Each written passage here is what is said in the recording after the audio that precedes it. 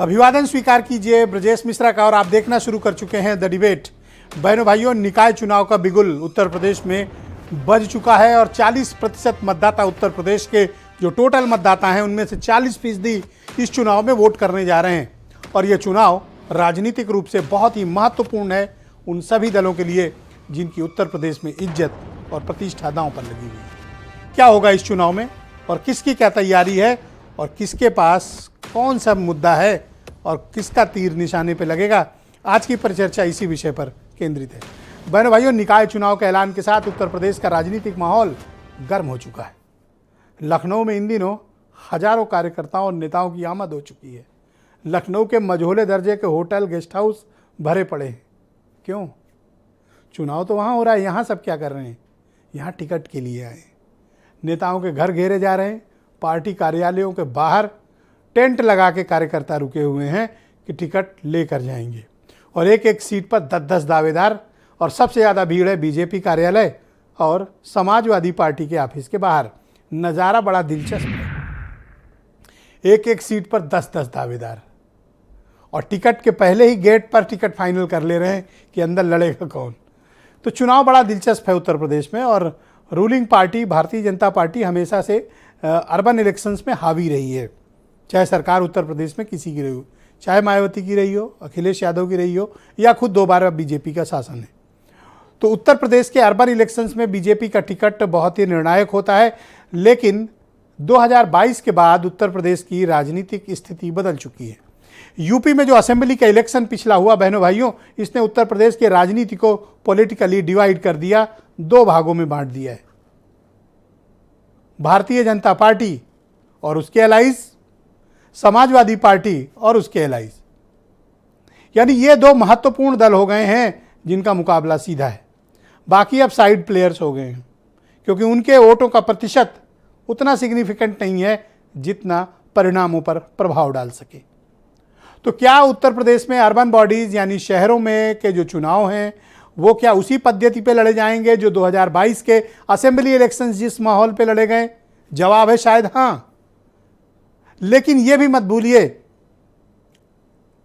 कि नगर निकाय के ये चुनाव में नगर पंचायत भी आते हैं जिसपे ग्रामीण एरिया भी है, नगर पालिका भी है जिसमें कि अर्बन वोटर की तादाद थोड़ा कम होती है, और 17 नगर निगम है।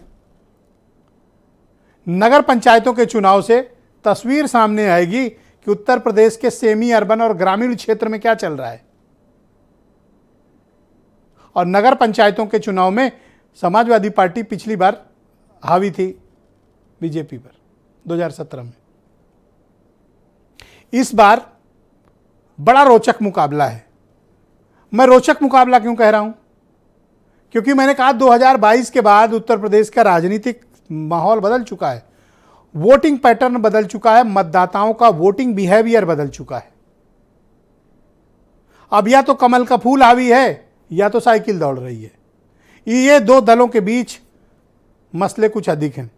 लेकिन बहनों भाइयों, पर्सनालिटी का भी चुनाव है, व्यक्तित्व का भी चुनाव है। और शहरी मतदाताओं को खास तौर पर इस बात पर ध्यान देना चाहिए कि उनके शहर को गंदगी से मुक्त कौन कर सकता है, किसमें इतना विल पावर है कि शहर की साफ सफाई करके एक सुंदर शहर दे सके। वो कौन मेयर, नगर पंचायत का अध्यक्ष, नगर पालिका का अध्यक्ष बनेगा जो शहर को जाम से मुक्ति दिलाए। वो कौन मेयर, नगर पंचायत अध्यक्ष, नगर पालिका का चेयरमैन बनेगा जो अतिक्रमण से मुक्त करा ले हमारी सड़कें, पटरी की दुकानें, गली मोहल्लों की दुकानें, और जो सिविक फैसिलिटीज़ को अवेलेबल करा सके, शहर की साफ सफाई भी करा सके, अतिक्रमण का मुक्त करा सके, जाम न लगने दे, स्ट्रीट लाइट ऑन रहे, बेसिक एमिनिटीज़ मिलती रहें, लोगों के प्रमाण पत्र और टैक्स ऑनलाइन किए जाएं ताकि किसी को जाकर बाबू को रिश्वत न खिलानी पड़े। जब तक ये परिस्थितियां नहीं होंगी तब तक हम अपने शहरों को, बहनों भाइयों, बदल नहीं पाएंगे। क्या आप उस घर में रहना चाहते हैं जहां बहुत गंदगी चारों तरफ फैली हुई है, अव्यवस्था है, गंदगी से बजबजाता शहर, या इनक्रोच्ड, अतिक्रमण से युक्त? नहीं चाहता कोई। आप नहीं रहेंगे वहां। लेकिन फिर हम शहरों की हालत ऐसी क्यों हो गई है? हमें शहरों के सौंदर्यीकरण, शहरीकरण और नगरीकरण के कंसेप्ट को समझना चाहिए कि ग्रामीण क्षेत्र, रूरल एरिया, देहात और शहर में फर्क क्या है। जब तक हम इस फर्क को समझेंगे नहीं और अपने शहरों को दुरुस्त नहीं करेंगे, आप यकीन मानिए बहनों भाइयों, शहरों की हालत ऐसी ही रहेगी चुनाव दर चुनाव। इसलिए मैं आप सबसे कहना चाहता हूं, जाति, धर्म, पंथ, मजहब, संप्रदाय, ऐसे मुद्दे जो भावनाओं पर हैं, इसमें न जाके इस बार का चुनाव उत्तर प्रदेश के शहरों के बेहतर कैसे बनाया जाए, इस पर लड़ा जाना चाहिए। शहर साफ कैसे हो, उस पर लड़ा जाना चाहिए। शहर गंदगी मुक्त हो, ये कैसे लड़ा जाए, किया जाए।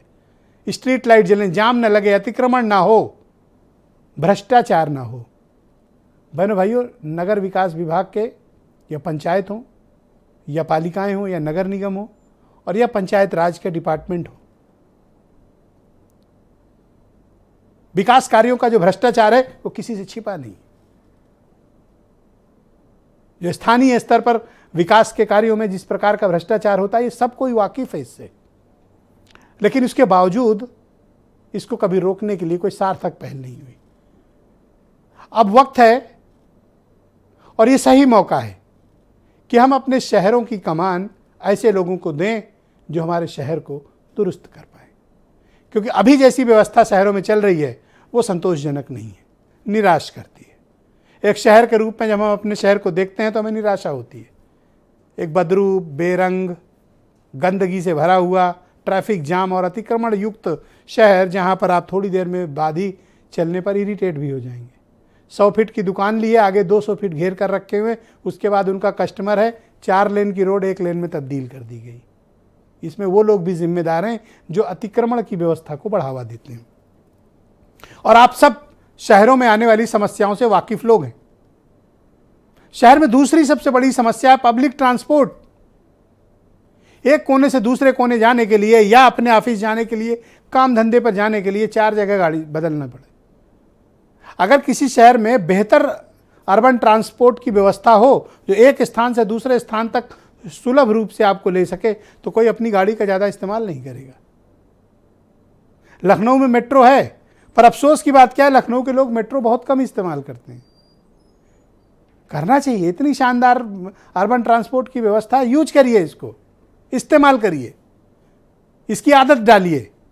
और सरकार को भी चाहिए कि इसकी ज़्यादा से ज़्यादा रूट्स तैयार करें, ज़्यादा से ज़्यादा एरियाज़ में मेट्रो तक पहुंचाए जाएं, अर्बन ट्रांसपोर्ट के और भी तरीके इस्तेमाल किए जाएं।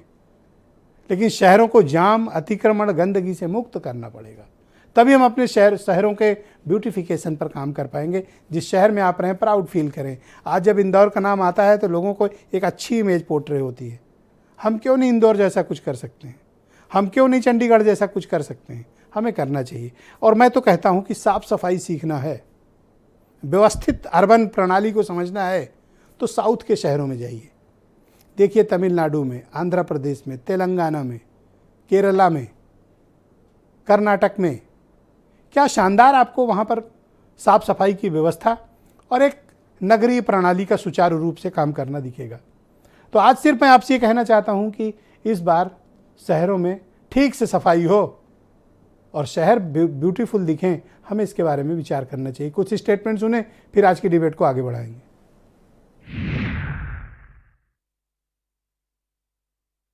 पार्टी में प्रत्याशी चयन की प्रक्रिया है और यहाँ हमारे निचले स्तर से, मंडलों से, जिले से इस प्रक्रिया पर होमवर्क शुरू हो गया और हम लोग उस चैनल को आगे बढ़ाते हुए यहाँ तक आएगा।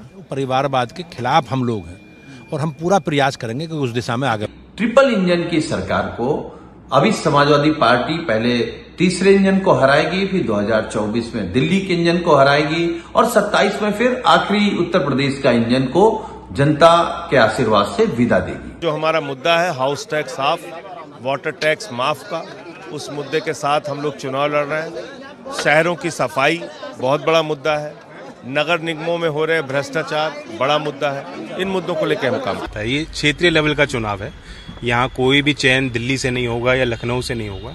जिला यूनिट का अपना एक फीडबैक होता है और जो हमारे जिम्मेदार प्रतिनिधि हैं वो बातचीत कर रहे हैं और वो फैसला लेंगे। तो अगर बिना किसी दबाव के, बिना इसके भेदभाव के चुनाव हो जाते हैं और जो मतदान करना चाहते हैं उनका मतदान पड़ जाता है तो अच्छे परिणाम आएंगे गठबंधन। उत्तर प्रदेश में जिस तरह से बेरोजगारी बढ़ी है, नगरों में गंदगी बढ़ी है, कूड़ों का अंबार है, शहरों में बीमारियां हैं, इन मुद्दों के साथ चुनाव में जाएगी कांग्रेस पार्टी। निकाय चुनाव लड़ने के लिए पूरी तरह से तैयारी में है और जल्द ही कांग्रेस पार्टी की पहली लिस्ट भी आने वाली है।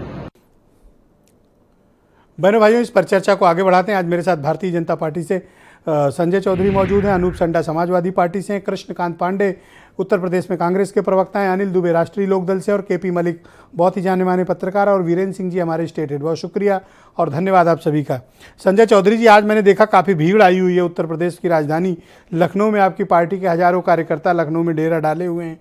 आप सीट घोषित क्यों नहीं कर रहे हैं भाई? सब अपने घर जाएं, चुनाव लड़ें। आज से नॉमिनेशन भी स्टार्ट हो गए हैं। भीड़ इस कारण आई है कि भारतीय जनता पार्टी ने अपने क्षेत्रीय आधार पर क्षेत्रीय कार्यकर्ताओं की बैठक बुलाई हुई थी और इस भीड़ के आने का मुख्यतः भाजपा के कार्यालय पर यही कारण था। भारतीय जनता पार्टी ने विधायकों को, सांसद को, क्षेत्रीय पदाधिकारियों को, जिलाध्यक्षों को, जिला प्रभारियों को बुलाया था और बेसिक कारण वही है कि उनको आगे का जो रीति नीति है, किस प्रकार से टिकट वितरण करना है, उसके लिए बुलाया था। टिकटार्थियों की भीड़ जिलों में ही है और जिलों पे ही लोकल बॉडी के इलेक्शंस का जो टिकट है वो बटेगा। लखनऊ से केवल जो 17 नगर निगम है उनका टिकट बटेगा। तो भीड़ के आने का कारण ये है कि जो हमारे संगठन की बड़ी बैठक थी उसके लिए आए थे। क्या आपने ये बात सार्वजनिक कर दी है कि लखनऊ से सिर्फ नगर निगम के टिकट बटेंगे, बाकी सब जिले स्तर पर या क्षेत्र स्तर पर बटेंगे?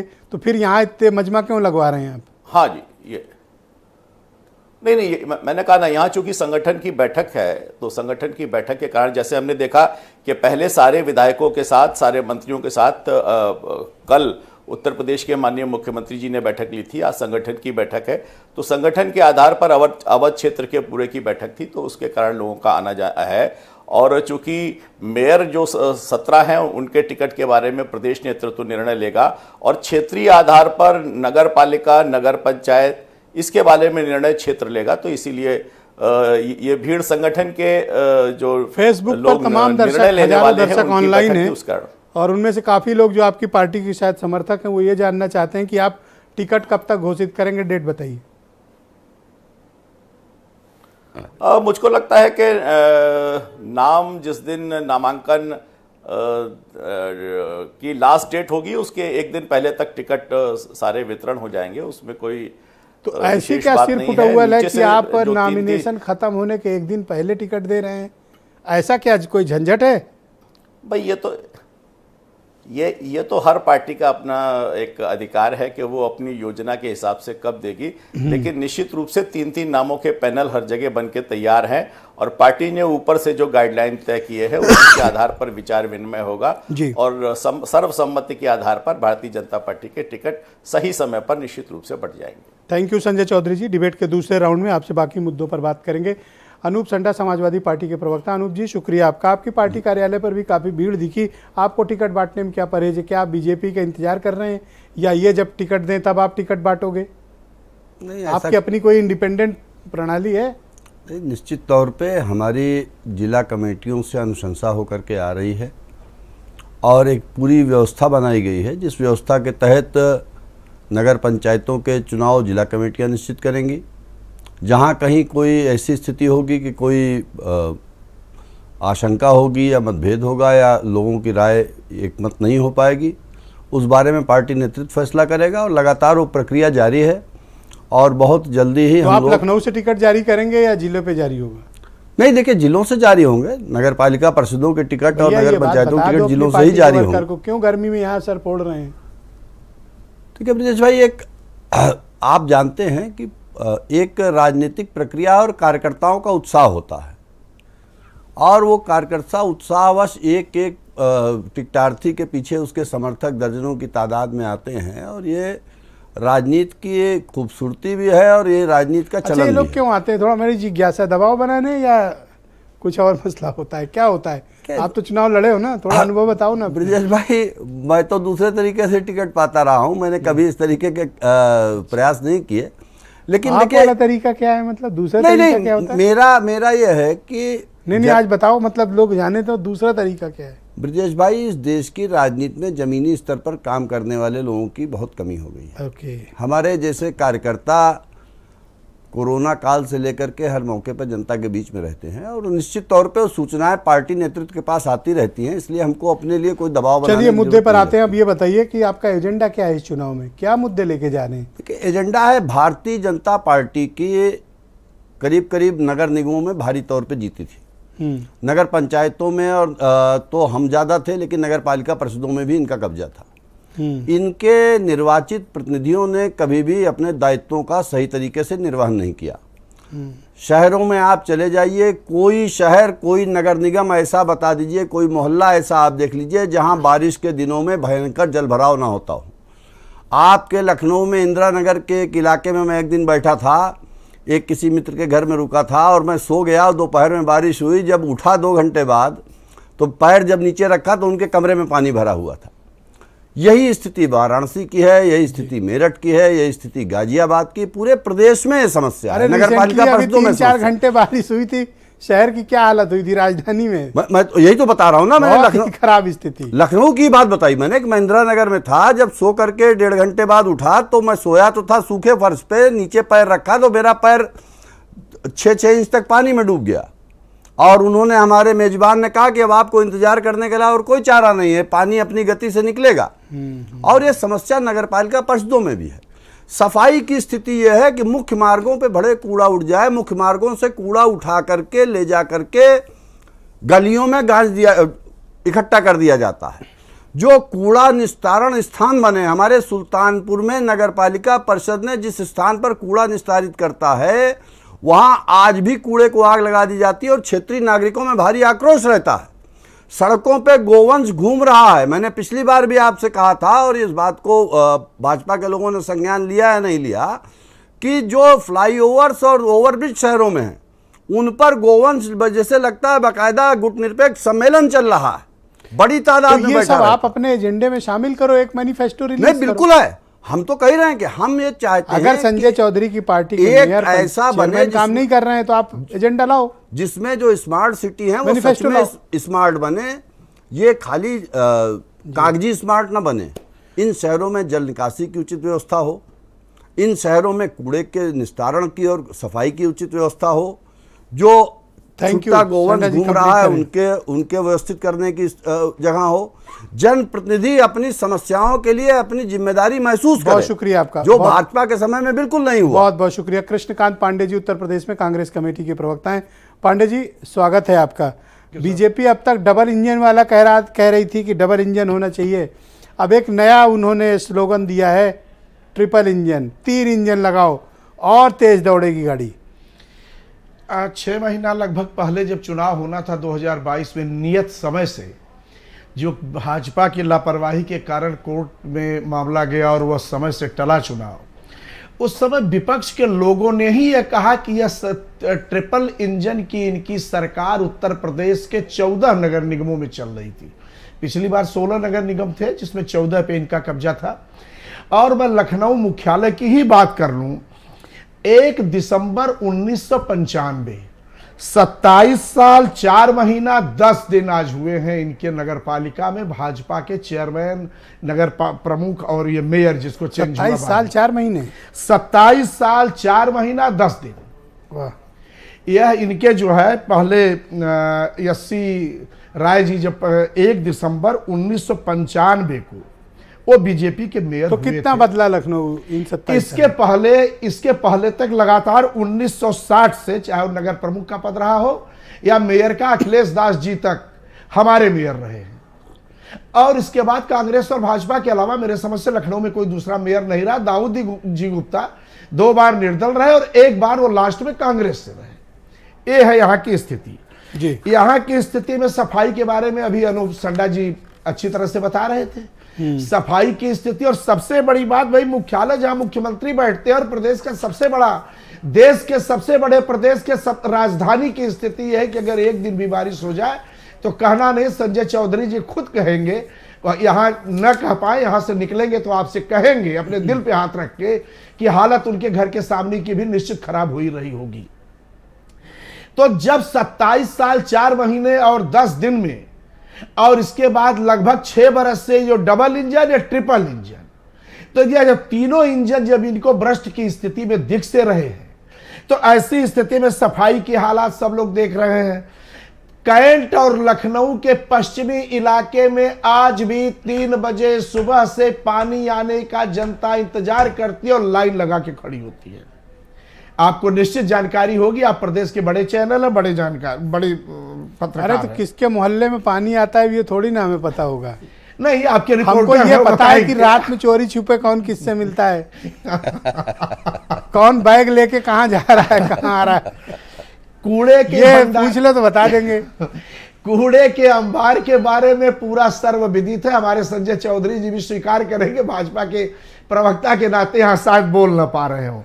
जाम की स्थिति सब लोग देख रहे हैं, और जहां आप चैनल पे बैठे हैं, जहां आपके चैनल का मुख्यालय है, मैं अभी 10 मिनट पहले की घटना का जिक्र कर दूं।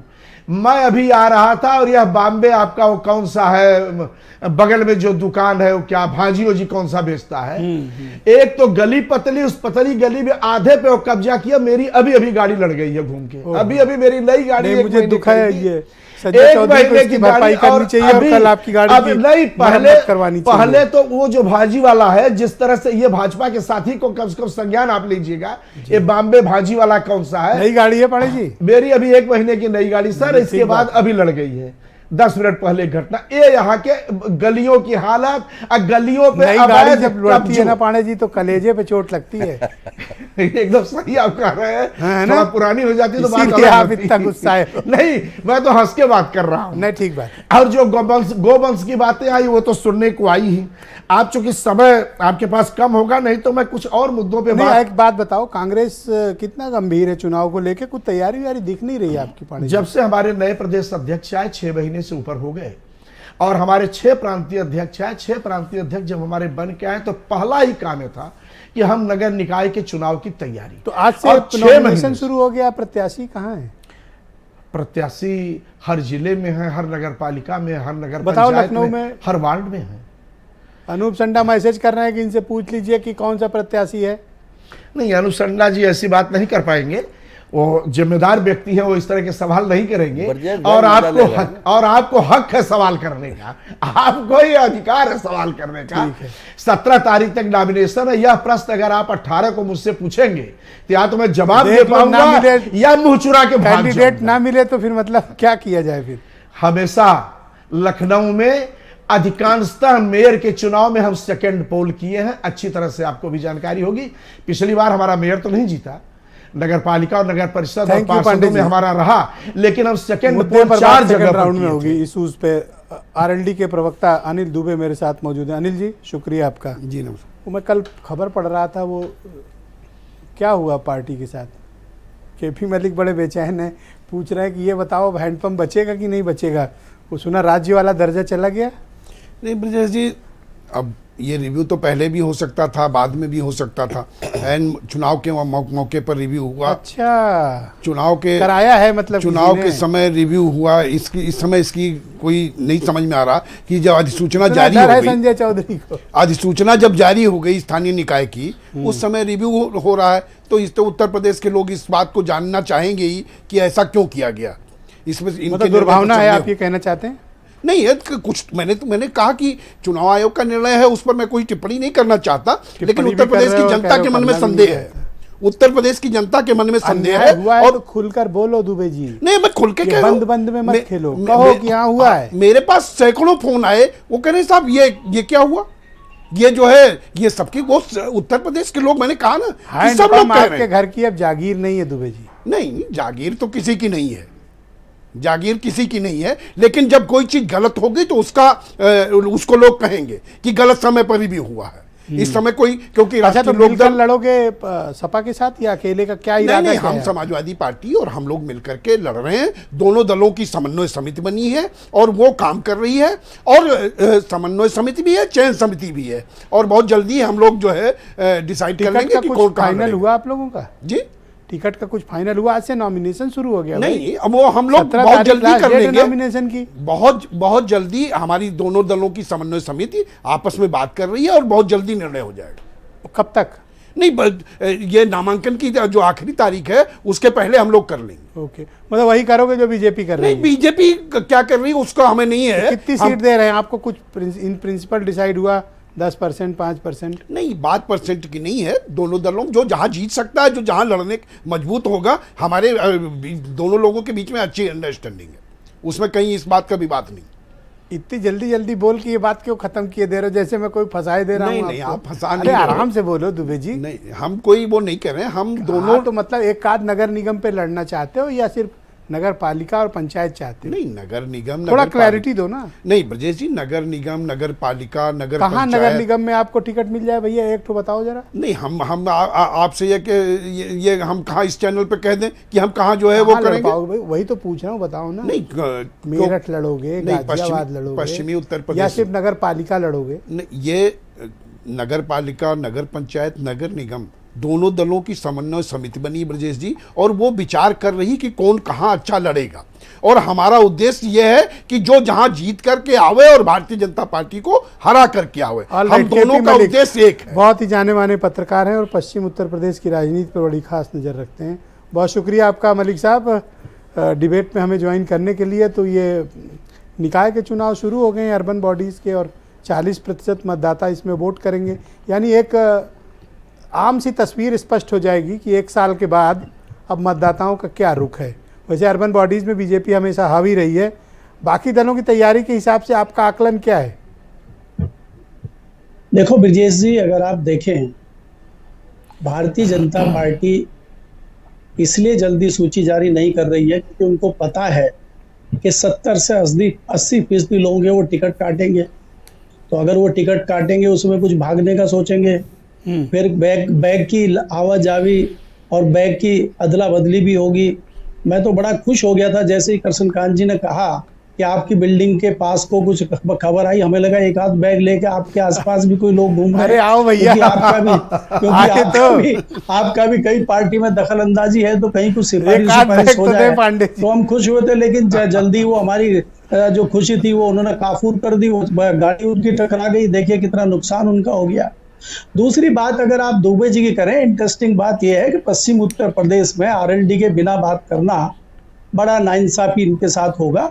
इनके साथ बड़ा दुर्भाग्यपूर्ण मसला ये हुआ है कि इनका नलका जब्त कर लिया गया है। उसका कारण भाजपा ने बताया है कि नलके का जमाना चला गया है, अब जो है टोटी का जमाना है और नगर पालिका से पानी आता है तो पानी दिया जाए, उस पर काम हो रहा है। पार्टी में अगर देखा जाए राष्ट्रीय लोकदल किस प्रकार से तैयारी कर रही है, ब्रजेश जी किसी से छुपा नहीं है। राष्ट्रीय लोकदल एक जमाने में आप देखिए किस प्रकार से पार्टी थी और आज किस दोहराए पे खड़ी हुई है। और पिछले दिनों से चर्चा ये चल रही है कि भारतीय जनता पार्टी के केंद्रीय नेतृत्व ने इनके नेता को बुलाया है और कुछ खुसर यहाँ दिल्ली में चल रही है। तो उससे कहीं ना कहीं जो कार्यकर्ता है भारतीय जनता पार्टी का, वो भी ऊहापोह की स्थिति में है। तो और उससे अखिलेश जी के जो खेमा है वहां पे इस तरह की चर्चा है कि इनका निर्णय क्या रहेगा, उनको भी विश्वास नहीं है। तो भारतीय जनता पार्टी भी चाहती है कि इस तरह की स्थिति। करीबियों की चर्चा है क्या आरएलडी की? क्योंकि कल मैंने एक ट्वीट देखा था उनका, जयंत चौधरी का। देखिए ब्रजेश जी, भारतीय जनता पार्टी के पास जो एक मशीन है जिसमें वो निकाल के शुद्ध कर देते हैं, तो उसका भी कुछ प्रयोग है। वेस्टर्न यूपी में काम कर रहे हैं, उन पे भी कुछ दबाव है। तो तमाम परिस्थितियां हैं, यहाँ चैनल पे सारी बात कहना ठीक नहीं होगा। और आप ये मान के चलिए कि ये इलेक्शन खाली नगर पालिका या मेयर का चुनाव इसको मत मानिए आप, ये 2024 का भी सेमीफाइनल होगा। और इस पे कहीं ना कहीं साख भारतीय जनता पार्टी और समाजवादी पार्टी और गठबंधन की भी लगी हुई है। तो उस हिसाब से तैयारियां होंगी। आप इसको खाली ये चुनाव जो है 3 स्तर पर है। नगर पंचायतों में लड़ाई बिल्कुल डिफरेंट लेवल पे लड़ी जाएगी। नगर पालिका और नगर निगम की लड़ाई डिफरेंट रहेगी। नगर पंचायत ज़्यादा इंपॉर्टेंट इसलिए रहेंगे, एक तो उनकी तादाद बहुत ज़्यादा और उसमें ग्रामीण एरिया भी कुछ सम्मिलित होता है। जी बिल्कुल बिल्कुल ब्रजेश जी, आप इसमें देखेंगे कि इसमें मायावती का अभी कोई ठोस निर्णय मुझे कहीं दिखाई नहीं दे रहा, अगर हम उन पर नजर डालें, और हम उनको नजरअंदाज नहीं कर सकते। अभी हमें देखना होगा कि बहुजन समाज पार्टी क्या निर्णय करती है, वो भी जाहिर करेगा कि ऊंट किस करवट बैठेगा। बहुत शुक्रिया आपका मलिक साहब। मैं डिबेट के दूसरे राउंड में आपसे बाकी मुद्दों पर विचार विमर्श करूंगा। वीरेंद्र सिंह जी हमारे स्टेट हेड इस कार्यक्रम में जुड़ चुके हैं। वीरेंद्र जी, स्वागत आपका। आज क्या चल रहा है लखनऊ में टिकटों के बंटवारे को लेकर? विभिन्न पार्टियां जैसे बीजेपी या समाजवादी पार्टी में क्या चल रहा है, और स्थानीय स्तर पर किस तरह की तैयारियां हैं इस चुनाव को लेकर और कैसा उत्साह है? देखिए, टिकटार्थियों की तो संख्या है, भीड़ है लगातार, क्योंकि आज से नामांकन शुरू हो गया और 17 तारीख तक पहले चरण में 9 मंडलों में नामांकन होगा। तो स्वाभाविक है कि सबको 13, 14 तक, 15 तक तो टिकट घोषित करना पड़ेगा, क्योंकि फिर टाइम नहीं रहेगा। तो ये 9 मंडलों में जो पहले चरण का मतदान होना है, इसमें साफ है कि भीड़ सबसे ज़्यादा, वैसे तो बसपा में कभी भीड़ दिखती नहीं है, वहाँ तो एक एक करके प्रत्याशी बुलाए जाते हैं, लेकिन भाजपा और सपा में भीड़ है पार्टी कार्यालयों पर। और लोकदल का तो भी मामला आप लोगों ने देखा ही है, ये तो भी खैर इनका क्लियर नहीं। लेकिन कांग्रेस कुछ सभासदों की सूची आज जारी कर दी है लखनऊ में, उससे भी बहुत उत्साह नहीं है, वो भी अपना फूक फूक के चल रही होगी कि कहीं कुछ सीट उट मिल जाए तो ठीक है। देखिए, एक चीज़ है कि चुनाव तो हर बार बड़े बड़े मुद्दे आते हैं, लेकिन जनता बड़ी भुलक्कड़ है। वो महंगाई भूल जाती है, बेरोजगारी भूल जाती है, साफ सफाई, कूड़ा फूड़ा भूल जाती है ये सब। फिर वो आ जाती है भाई उन्हीं मुद्दों पर कि एक तो जो गुंडागर्दी का मामला है, दूसरा हिंदू मुस्लिम का मामला है, और धार्मिक मामले हैं उस पर वो चली जाती है, और चुनाव उसी ओर खिंच जाता है। तो थोड़े दिन में सब लोग भूल जाते हैं, थोड़ा कुछ लालच मिल जाता है, कुछ खाने पीने का इंतजाम हो जाता है, उसमें ये चुनाव निपट जाते हैं। अब संगठन के मामले में, ताकत के मामले में तो बीजेपी बड़ी पार्टी है ही है, उसके लिए तो बहुत आसान है, उसके पास बहुत सारे मंत्री हैं, नेता हैं। लेकिन और विपक्ष के पार्टियों के लिए समस्या है, आसान नहीं है शहरों में चुनाव लड़ पाना। और आप जानते हैं कि कुछ जो छोटे छोटे दल हैं, जिसमें जैसे ओम प्रकाश राजभर की पार्टी है, उनको मनाने में बीजेपी लगी है, अभी उनको क्या भूमिका होगी। लेकिन इधर लोकदल का जो पार्टी का दर्जा खत्म हुआ, उससे ये हैंडपंप चुनाव निशान के सामने एक समस्या आ रही है। कहीं अगर ये चुनाव निशान गायब हो गया तो क्या होगा? तो या तो फिर बीजेपी के साथ थोड़ा ये अगर निशान बचाना है तो दोस्ती बढ़ाएं, और या तो निशान के संकट आ जाएगा आगे चल के। देखिए, तमाम सारे चुनाव में समीकरण बनते हैं। मेयर का चुनाव लोग जान रहे हैं कि शहर में बीजेपी बहुत लंबे समय से जीतती रही है। टक्कर देने वाले प्रत्याशी समाजवादी पार्टी या कांग्रेस या बसपा, ये लोग अगर मिल के लड़ते तब तो बीजेपी को कुछ दे पाते। तो मेयर के इलेक्शन में संभावनाएं कम हैं लोगों के पास। अब दे के बचा है कि बीजेपी जिसका टिकट कटे, हो सकता है कोई दूसरे दल से टिकट मांग ले। इसी सुनाई पड़ रहा है कि बीजेपी कुछ अपने मेयरों का टिकट काट रही है, पता नहीं काट पाएगी कि नहीं काट पाएगी। लेकिन चुनाव में बड़ी मुश्किल से हो रहा है। पहले तो बड़ी किरकिरी हुई आरक्षण पर, ये अफसरों की वजह से बड़ी सारी समस्याएं आई। लेकिन ब्रजेश जी, एक चीज़ साफ है कि जब तक 11 तारीख तक चुनाव चले, अतीक साबरमती से उत्तर प्रदेश तक बहुत उनको झटका झेलना पड़ेगा। रोड पे बड़ी यात्रा करनी पड़ेगी, क्योंकि मान नहीं रही सरकार। रोज़ बुलाती है कि आओ हाजिरी दो। अब वो अदालत का मामला है, वो साबरमती से 24 घंटा लगता है आने में। तो ये भी एक चल रहा है मामला। बीजेपी ने कहा था कि हमारे यहाँ परिवारवाद नहीं होगा, लेकिन जब पंचायत के चुनाव हुए तो सब ढीला पड़ गए, देखा आपने। बाद में उनको ये नियम बदलना पड़ा ब्लॉक प्रमुखी में और जिला पंचायत अध्यक्षी में। फिर वही सांसद विधायक उनके लोग आए परिवार के, तब जाके सीटें जीत मिली। इस बार भी कहा जा रहा है कि परिवार के लोगों को ना दिया जाए, और यहाँ लखनऊ में ही 5 परिवार से टिकट मांगा जा रहा है। कोई डिप्टी सीएम का नाम चलाता है, पूर्व डिप्टी सीएम की पत्नी का नाम चलने लगा। तो नंदी की वाइफ भी तो है ना, शायद मेयर इलाहाबाद से। हाँ, नंदी की पत्नी भी 2 बार मेयर है, बसपा से भी रही है, भाजपा से भी रही है, ऐसे तमाम जगहों पर है। तो इतना आसान नहीं है परिवारवाद से बीजेपी बच जाएगी और चुनाव ले लेगी। लेकिन ये साफ है कि अब भाई जिसको चुनाव जीतना है वो नगर निगम उगम के क्षेत्र में साफ सफाई अभियान तेज कर दे और 4-6 घंटा बैनर पोस्टर लगा के कूड़ा उड़ा उठवाए, क्योंकि मेन समस्या यही आती है। बीजेपी के पास देखिए चुनाव भी है और समीकरण भी है, अतीक अहमद भी है, 5 किलो राशन भी है, उसके पास बुलडोजर भी है, रामचरितमानस भी है, राम मंदिर भी है, अयोध्या काशी है, और उसके बाद राजभर है, MIM है। ये सब भी तो कहीं ना कहीं बैटिंग जितना करेंगे उतने विपक्ष का रन कम होगा, तो लाभ तो बीजेपी को ही मिलेगा। तो वातावरण और शुद्धता और सीवर और शुद्ध पेयजल ये सब कोई बहुत मायने नहीं रखता है। ये तो खाली बस थोड़े दिन टीवी पे चर्चा होगी इधर उधर। चुनाव तो असली कौन खेमा किशोर है उस पर लड़ा जाएगा। और इस चुनाव में जो लोग बहुत उम्मीद लगा रहे हैं, कांग्रेस का क्या है, प्रत्याशी ढूंढे पहले तब तो लड़ पाएंगे। और लोकदल की उम्मीद यह है कि अगर सपा से कुछ मिलेगा तो जीत लेंगे, लड़ लेंगे, नहीं तो भाई सपा और भाजपा की तो लड़ाई है इस चुनाव में, और तो अभी कोई दिखता नहीं। मायावती कह रही हम अकेले लड़ेंगे। अब देखिए उनके तो विधायक सांसद सब, कोई मोदी से मिल रहा है, कोई योगी से मिल रहा है, उनके तारीफ कर रहे हैं उनके लोग बीजेपी की। तो क्या बीएसपी के पास वोट बचेगा।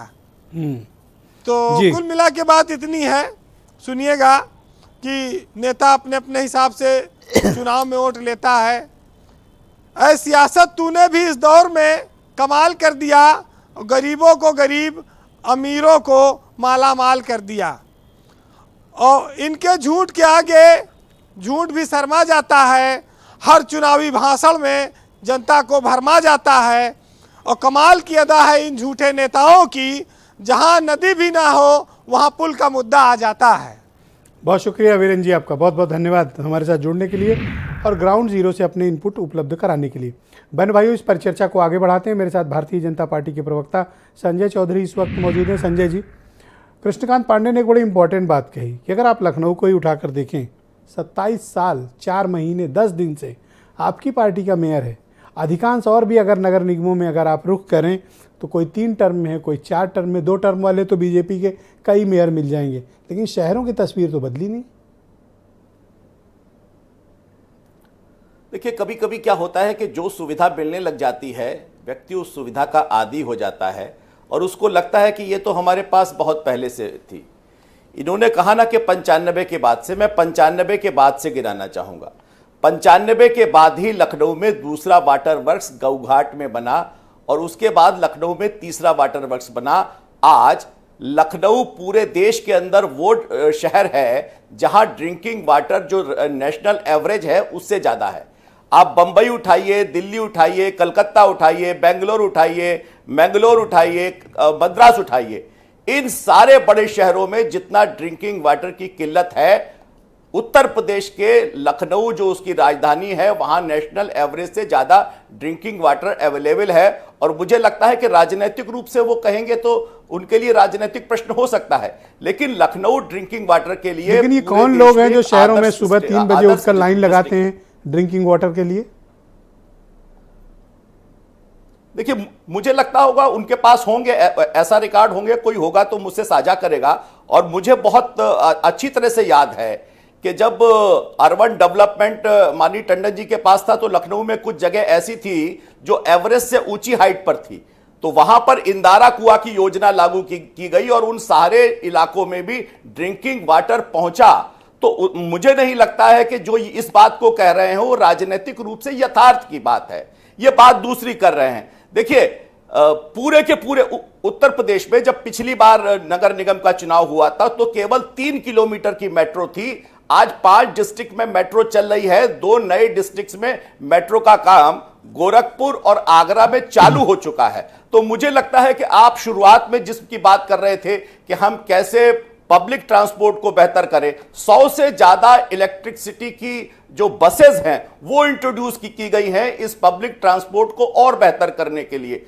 और आपको याद होगा कि इसी शहर के अंदर जो चौराहे थे वो किस प्रकार से थे, उन चौराहों को अगर बेहतर और सौंदर्यीकृत किया गया तो 95 के बाद ही किया गया। आप अगर इनको याद दिलाना चाहेंगे तो बताएंगे इस विधानसभा के सामने की सड़क भी पहली बार तभी चौड़ी हुई, विधानसभा में भी पीछे खिसकी और भाजपा का जो कार्यालय था उसको भी पीछे खिसकाया गया और सारी की सारी इस बड़ी रोड को तोड़कर अतिक्रमण हटाकर चौड़ा किया गया। लखनऊ में ऐसा पहली बार हुआ है और लखनऊ के अंदर 27 नए इलेक्ट्रिसिटी सब स्टेशन बनाकर दिखाए। अभी विधानसभा चुनाव के पहले एलडीए ने 200 नए पार्कों को लोकार्पित किया है। तो मुझे लगता है कि राजनीतिक आधार पर आप जब बयानबाजी करते हैं लेकिन वो यथार्थ से मेल नहीं खाते तो इसी प्रकार की बात होती है। तो अब लगे हाथ पांडे जी से जवाब ले लीजिए। पूरे प्रदेश के अंदर पांडे जी नहीं और मैं पांडे जी को थोड़ा और याद दिला दूं। पांडे जी एक सेकंड रुक जाओ, वो कंप्लीट कर ले फिर आता हूं। आप हाँ बोले आप संजय जी, गो अहेड।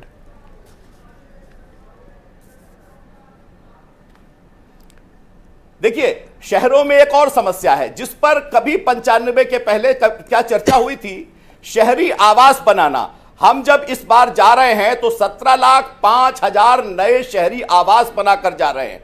हम जब उत्तर प्रदेश में जा रहे हैं तो उत्तर प्रदेश को ओडीएफ मुक्त करके जा रहे हैं। हमने नगरीय क्षेत्रों में 8,99,634 व्यक्तिगत और 69,381 सामुदायिक और सार्वजनिक शौचालय बनाकर दिखाया है। स्वच्छता के सर्वेक्षण में 2020 में 20 और 2021 में 37 अवार्ड इस उत्तर प्रदेश को मिले हैं।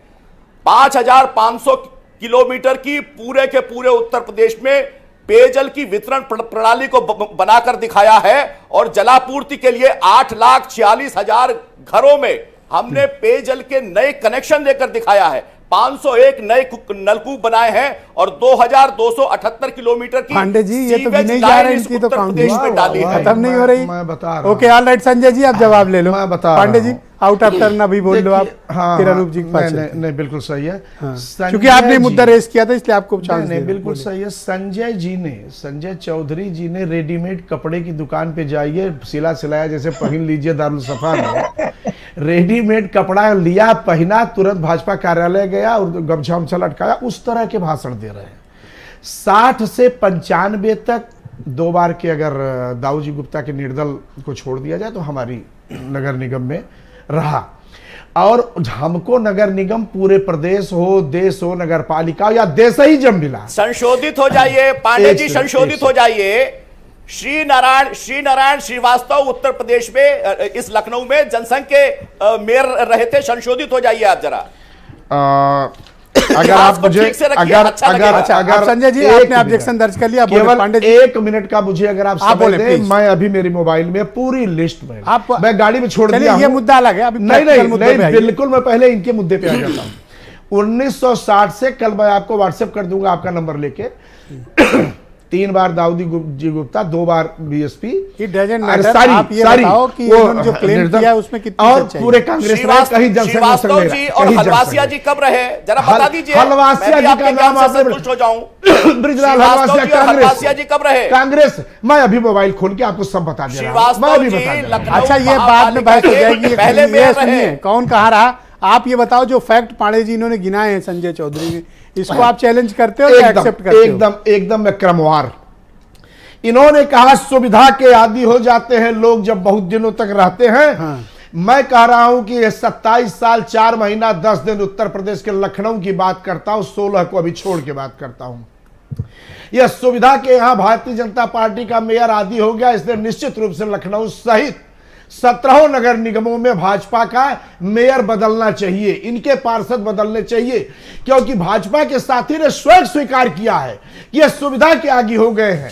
2 बार से केंद्र की सरकार, दूसरी बार उत्तर प्रदेश की सरकार, इनके कहने का यह भी तात्पर्य है ये लोग भी आदी हो गए हैं। आने वाले दिन में इन लोगों को भी बदलना चाहिए। नंबर 2, जब आप सुविधा के आदी हो जाते हैं नो संजय जी प्लीज ऐसे डिबेट आप बोले पांडे जी, बड़े चैनल पे आप मुद्दे पे रहे पांडे जी। बच्चों की तरह से लड़िए। आप बोले पांडे।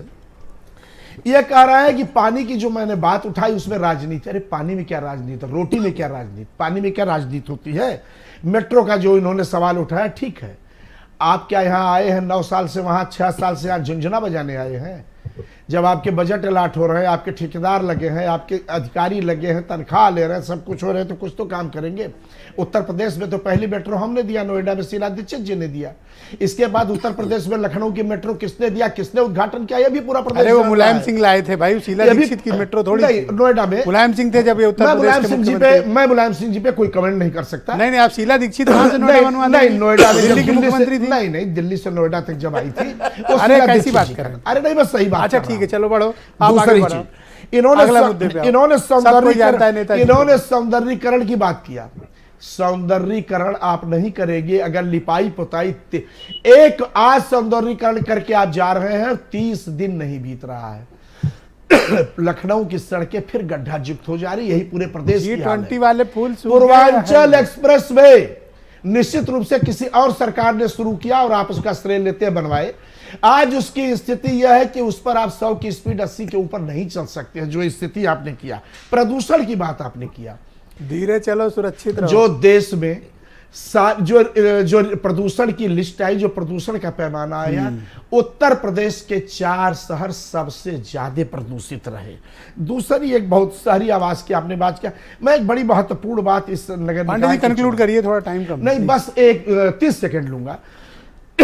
इस बार जिस तरह से नगर निकाय के आरक्षण में, बड़ा महत्वपूर्ण, सुन लीजिए प्लीज, जिस तरह से पिछड़ी जाति और दलित साथियों के साथ जिस तरह का दोहरा व्यवहार किया गया, उनके साथ जिस तरह से समझिए कि अनियमितता की गई है, यह शायद उत्तर प्रदेश के इतिहास में पहली बार हुई है। एक सेकंड सर, मुझको अपनी बात नहीं, प्लीज बता, मैं तो पूरा डेटा बता के अपनी बात बता रहा हूं। 17 में 2 अनुसूचित जात को सीट मिली है, 4 पिछड़ी जात को सीट मिली आरक्षण के आधार पे। अगर इनका देख लीजिए, इसका 12% बहुत शुक्रिया आपका पांडे जी, बहुत बहुत शुक्रिया। इसी तरह से नगर पालिका, नगर पंचायत, समाजवादी पार्टी के प्रवक्ता हैं अनुज जी। अभी अर्बन ट्रांसपोर्ट की बात हुई, मेट्रो का जिक्र आया किया, भाजपा का केवल दिखावा दलित प्रेम, पिछड़ा प्रेम है, पांडे जी साबित हो गया। ठीक है भैया पांडे जी, अब थोड़ा आगे बढ़ने दो डिबेट को। अर्बन ट्रांसपोर्ट का जिक्र आया तो बताएं, 2 मेट्रो बनवा दी है। देखिए, मैं तो बड़ा धैर्यवान आदमी हूँ। संजय भाई फेंकते रहे, बड़े धैर्य से मैं लपेटता रहा, और मेरा संजय भाई निवेदन है कि हमको बोल लेने देंगे। मेट्रो की स्थिति आप जानते हैं कि हमारी सरकार ने लखनऊ में मेट्रो की शुरुआत की और हमारी सरकार ने उसका ट्रायल रन भी कर दिया था। उद्घाटन करके फीता काटना इनकी पुरानी फितरत है। इतना लंबा संजय चौधरी जी ने गिना दिया कि इनके हिसाब से अब मुझे लगता है कि उस उत्तर प्रदेश के नगरीय क्षेत्रों में विकास की पूरी एकदम लबालब विकास हो गया, संगम हो गया, संगम हो गया है एकदम। जनता संतृप्त है पूरी तरीके से। अगर है तो कौन से लोग हैं, कहीं विदेशी एजेंट तो नहीं जो 3 बजे जाकर के पानी के लिए लाइन लगा ले रहे हैं? इसका संजय जी को जांच करानी चाहिए। पानी के लिए लोग परेशान हैं, जल भराव में लोग परेशान हैं, लेकिन व्यवस्था इन्होंने सब दुरुस्त करा दी है। अरे कौन लोग हैं जो परेशान हैं? तो सच्चाई ये है ब्रजेश भाई कि ये जो डेटा गिना रहे हैं ये क्या है, इसको चैलेंज क्यों नहीं करते? किस चीज, क्या कहा आपने? इनका जो डेटा है उसको चैलेंज करिए। देखिए डेटा दे रहे हैं उसको चैलेंज करिए। देखिए डेटा ऐसा है कि क्या हुआ, इनके पास पूरी हर चीज के, ये तो चुनाव लड़ने की मशीनरी है। और अब मैं वो शब्द कहूंगा तो अच्छा नहीं लगेगा जी, लेकिन असत्य को आत्मविश्वास से कहना ये इनकी विचारधारा की सबसे बड़ी विशेषता है। तो संजय भाई ने पूरा अनिल दुबे जी मेरे साथ मौजूद आज हैं। उत्तर प्रदेश में जो जमीनी विकास है, जमीनी हकीकत है, वो सरकार के दावों के ठीक विपरीत है। जनता त्राही त्राही कर रही है। नगरीय क्षेत्रों में जब ये हालत है तो ग्रामीण क्षेत्रों में क्या स्थिति होगी ये आप बेहतर समझ सकते हैं। भाई अनिल दुबे जी, अगर संजय चौधरी जी की बात माने, जो डेटा वो गिना रहे हैं तो बता रहे हैं चमन है शहर एकदम। नहीं ब्रजेश जी, आप भी लखनऊ रह रहे हो, बताओ आप ही, चलो अनुभव बताओ। नहीं, लखनऊ की स्थिति आप जानते हो। लखनऊ में आप गलियों में चले जाइए, गंदगी भरी पड़ी है, आज भी भरी पड़ी है। अरे हमारे पांडे जी की गाड़ी लड़ गई। पीने का पानी आज भी नहीं सबको मिल पा रहा है। जरा सी एक बरसात में पूरा लखनऊ अस्त व्यस्त हो जाता है। ये जो कॉलोनियां हैं, इन जो प्राइवेट कॉलोनियों तो छोड़िए, जो एलडीए की कॉलोनियां उनमें जो है आप नहीं निकल सकते, बिल्कुल अस्त व्यस्त हो जाता है। ये है नगर निगम की। आपने क्या किया? लखनऊ तो में ऐसा करो ना, जिधर ये चौधरी जी रह रहे हैं उधर घर बनवा लो, समस्या खत्म। नहीं, उधर ये अब गलत मोहल्ले में रहोगे तो क्या होगा? लखनऊ में लगातार देखो आसपास इनके घर के प्लाट लखनऊ में इन्हीं का मेयर है। आप बताइए ना, उपलब्धि बताइए क्या लेके आए लखनऊ में। जो कुछ भी हुआ, कोई पार्क उठा लीजिए, कोई मेट्रो का जिक्र कर लीजिए, हॉस्पिटल का जिक्र कर लीजिए, कौन सा आपने नया ले आए, कौन सा बनवा दिया आपने जी? चाहे डॉक्टर राम मनोहर लोहिया अस्पताल हो, चाहे लोक बंधु राजनारायण अस्पताल हो, चाहे लखनऊ की मेट्रो हो, ये किसने बनवाया? देखिए, मुझे लखनऊ की जो सबसे पसंदीदा जगह जानते हैं कौन सी है जी? लोहिया पार्क। हाँ, तो लोहिया पार्क का इस्तेमाल हो रहा। आप इनके पास फेफड़ा है, समझिए, वो इनके पास लखनऊ की उपलब्धि नहीं है। लोहिया पार्क और जनेश्वर मिश्रा पार्क। हाँ, तो इन्होंने नहीं बनवाया ना। मेरा आशय यह है कि आपने लखनऊ के लिए कुछ नहीं किया, लखनऊ की स्थिति वैसे ही की है वैसी है। और एक हमारे मित्र पत्रकार, तो ऐसा क्यों है कि 27 साल से यही नहीं के मेयर है? अगर ये कुछ नहीं किए और आप ही लोग सब किए हो तो फिर इनको पब्लिक वोट क्यों दे रही है? नहीं, आप ब्रजेश जी, ध्रुवीकरण की राजनीति, ये डेटा कहाँ से लाए हैं? ये डेटा पे चुनाव कहाँ लड़ते हैं? ये हमेशा नैरेटिव बदलने का काम करते हैं। ये कभी राम का चित्र लगा लेंगे, कभी सेना का चित्र लगा लेंगे। ये इनको तो इस पर राजनीति करनी है। ये सभासद का चुनाव भी जो है राम का चित्र लगा के लड़ते हैं। ये उस ग्राम प्रधान का भी चुनाव जो है ये भारतीय सेना का चित्र ले आएंगे। अरे तो भैया कोई काट खोजे हो आपका कि कंप्लेन नहीं करोगे? लोग तो मुद्दों पर हर बार ये आके इस तरह हरा जा रहे हैं, कोई तरीका खोजो। नहीं, अब ये ज्यादा बड़ी फोटो लाओ। ये जाति और धर्म से ऊपर ही नहीं जाना चाहते, जाति और धर्म पे रहते हैं। ओके, केपी मलिक साहब मेरे साथ मौजूद हैं। ब्रजेश जी, एक मिनट और लूंगा। केपी मलिक साहब ने कहा कि हम किसी के संपर्क में नहीं हैं। हमारा समाजवादी पार्टी के साथ गठबंधन है और हम मिलकर के लड़ेंगे, हम भारतीय जनता पार्टी को हराने का काम करेंगे। अरे उनके ऊपर क्यों अकड़ रहे हो? नहीं, उन्होंने ये सवाल उठाए, उस सवाल का कोई औचित्य नहीं है। ओके, मतलब पत्रकारों के सवाल किसी को बर्दाश्त नहीं है? नहीं, उन्होंने चाहे सत्ता पक्ष हो, विपक्ष हो, पत्रकार अगर सवाल पूछ ले तो दौड़ के गला दबा लो। नहीं, गला नहीं दबा रहे हैं, लेकिन गलत बात का विरोध तो करेंगे। यही कर रहा है। अगर कोई असत्य बात है तो उसको मलिक साहब कहेंगे। सवाल पूछना गलत बात नहीं, सवाल नहीं था। ओके, आप मलिक साहब को पूछने दो, बात करें। ब्रजेश जी, मैं अनिल जी का जवाब दे देता हूं। देखिए, सरकार किसी की भी रहे, सरकार कांग्रेस की रहे, सरकार भारतीय जनता पार्टी की रहे, सरकार कल को अगर अनिल जी की भी बन जाएगी तो पत्रकार सवाल ना पूछें। आप इनसे पूछिए, अनिल जी से, कि पिछले सारा सेशन चला गया है लोकसभा का, उसमें कहां खड़े हुए दिखाई दिए इनके राष्ट्रीय अध्यक्ष? इनके नेता विपक्ष के किस मोर्चे के साथ दिखाई दिए? क्या पक्ष में या विपक्ष में कहीं दिखाई दिए? क्या कितने इन्होंने बैठकें की हैं? कितने इन्होंने बैठकें की हैं? कितने ये कार्यकर्ताओं से रोज मिलते हैं? ये जो है, इन्होंने चौधरी चरण सिंह के, चौधरी अजीत सिंह के दरवाजे कभी बंद नहीं हुए हैं। और आप जैन जी कितने मिल रहे हैं? इन्हीं से पूछ लिए कि इनकी लास्ट मुलाकात कब हुई थी, वो दफ्तर पे कब आए, उनके घर पे कौन कौन लोग भी, इन्हीं से पूछ लीजिए ब्रजेश जी। खैर, इसमें इस विषय का बहस ये अच्छा, आप बताओ, पश्चिम उत्तर प्रदेश के शहरों की क्या हालात है? क्या वो बहुत ही चमन है, बहुत ही खूबसूरत है, अतिक्रमण बिल्कुल नहीं है और एकदम टकाटक ट्रैफिक है और सब कुछ ठीक है जैसा संजय जी क्लेम कर रहे हैं? देखिए ब्रजेश भाई, ये आप जानते हैं कि किसी भी नगर की, किसी भी शहर की स्थिति बहुत अच्छी नहीं है और वो संभव भी नहीं है। आपने जैसा कि शुरू में अपने उद्बोधन में बताया था कि इतनी अच्छी मेट्रो कई बड़े शहरों में चल रही है, कई जगह बहुत अच्छे वाहन चलाने की जगह है, लेकिन आपने कहा कि 4 लेन को 1 लेन कर दिया गया है। तो वो जो 1 लेन होती है, वहां जो दुकानदार है उससे जो पैसा लिया जाता है, उसका जो हफ्ता बंधा हुआ है, उसमें मेयर, उसमें पार्षद, उसमें पुलिस सब मिली हुई है, उस पर कौन ध्यान दे रहा है? आज सत्ता बदल जाएगी, पार्षद बदल जाएगा, मेयर बदल जाएगा, परिस्थितियां वही रहेंगी। तो हमें सोचना यह है कि स्थानीय मुद्दों को कौन उनको ठीक कर सकता है, कौन उनका समाधान कर सकता है, उस पर होना चाहिए। लेकिन यहाँ ऐसा कहाँ हो रहा है? अब आप बार बार सभी आपने राजनीतिक दलों के प्रतिनिधि यहाँ बैठे सबसे सवाल पूछा कि केंद्रीय कार्यालय में भीड़ क्यों है, समाजवादी के कार्यालय में भीड़ क्यों है, बीजेपी के कार्यालय में क्यों भीड़ है? क्योंकि टिकट सेटिंग गेटिंग से मिलेगा। आप बहुत अच्छे व्यक्ति हैं, आप बहुत अच्छा विकास कर सकते हैं, इस पे आपको टिकट नहीं मिलेगा, ये वो भी भली भांति जानते हैं। दूसरी बात, जिस प्रकार से एक लिस्ट पढ़ दी अभी संजय चौधरी ने, वो जताता है कि ये सारे कागजी आंकड़े हैं। और इसमें ब्रजेश जी, मैं आखिर में एक चीज आपको बताता हूं, जिन्होंने ओडीएफ का जिक्र किया, ओडीएफ के बारे में आम आदमी को पता ही नहीं ओडीएफ क्या होता है। मिस्टर परमेश्वर अय्यर सेक्रेटरी थे दिल्ली में, उन्होंने जब पहली प्रेस कॉन्फ्रेंस करी उन्होंने कहा कि उत्तर प्रदेश के इतने जिले हमने ओडीएफ कर दिए हैं और उनमें इन्होंने बागपत और गाजियाबाद के नाम गिनाए थे। तो हमने उनको चैलेंज कर दिया कि हम शास्त्री भवन में आप प्रेस कॉन्फ्रेंस कर रहे हैं और आप गाड़ी उठाइए निकल लीजिए गाजियाबाद और बागपत हो आते हैं और बताइए कौन सा ओडीएफ हुआ है। तो ये सब कागजी इसीलिए पहुंचे हैं ना, वो इसीलिए पहुंचे हैं वर्ल्ड बैंक के वो ओडीएफ उन्होंने फ्री कर दिया। भारत में आप बताइए कहीं भी इस तरह की व्यवस्था है नहीं कि लोग खुले में टॉयलेट कर रहे हैं। तो उसके तो सब काम हो चुका है, इसीलिए वर्ल्ड बैंक पहुंच गए। और भारतीय जनता पार्टी ने अगर इतना अच्छा विकास कर दिया है तो फिर तो जरूरत ही नहीं है ना। बहुत शुक्रिया, मैं आप सबका बहुत आभार प्रकट करता हूं आज की परिचर्चा में सम्मिलित होने के लिए। आप सबका बहुत बहुत शुक्रिया और बहुत धन्यवाद। बहन भाइयों, आप सबका बहुत शुक्रिया और धन्यवाद इस कार्यक्रम में हमारे साथ जुड़े रहने के लिए। नमस्कार।